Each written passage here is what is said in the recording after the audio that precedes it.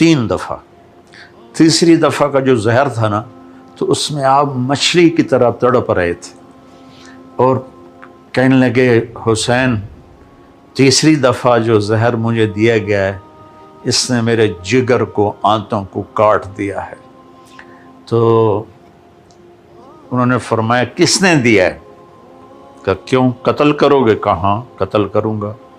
کہ دیکھو اگر تو وہی ہے جس کے بارے میں میں جانتا ہوں تو پھر میں وہاں جا کے خود ہی بدلہ لے لوں گا، اور اگر وہ نہ ہوا کوئی اور ہوا تو ایک قتل ناحق میرے سر پڑ جائے گا. بس میرا معاملہ اللہ کے سپرد ہے. نہیں بتایا.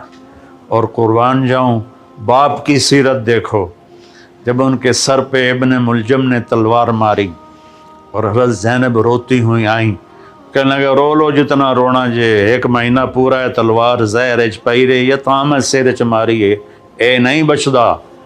تو اس کے الفاظ کی شدت دیکھیں اور مولا علی کی وسعت دیکھیں. فرمایا اس کو گرم کھانا کھلاؤ، ٹھنڈا پانی پلاؤ، اس کو نرم بستر پہ سلاؤ.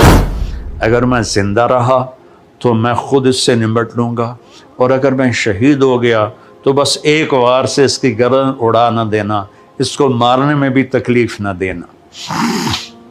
یہ تو حضرت حسین کا واقعہ تو مشہور ہے. امام حسن کی اولاد پہ جو ظلم ہوئے، میں نے گلدستہ اہل بیت پر جب کام کیا تو پھر مجھے کس نے؟ بنو عباس چچا کے بیٹوں نے حضرت حسن کے 18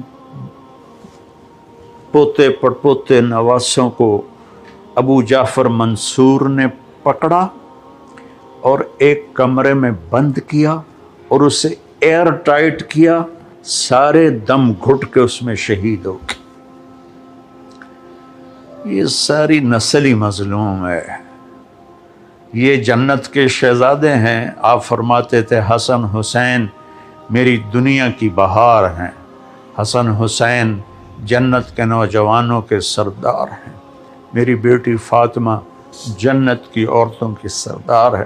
آپ نے حضرت علی کا ہاتھ پکڑ کے یوں کرتے کرتے کرتے کرتے یہاں لگا لیا، پھر کہا علی اترضا ان یکون منزلوں کا مقابل منزلی فی الجنہ.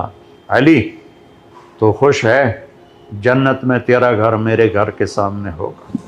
تو آپ رونے لگے کہ یا رسول اللہ سب کچھ میرا سب کچھ مل گیا. ایک دفعہ آپ نے فرمایا علی میرے بعد میری امت تم سے وفا نہیں کرے گی. تو آپ نے عرض کی یا رسول اللہ میرا دین سلامت رہے گا؟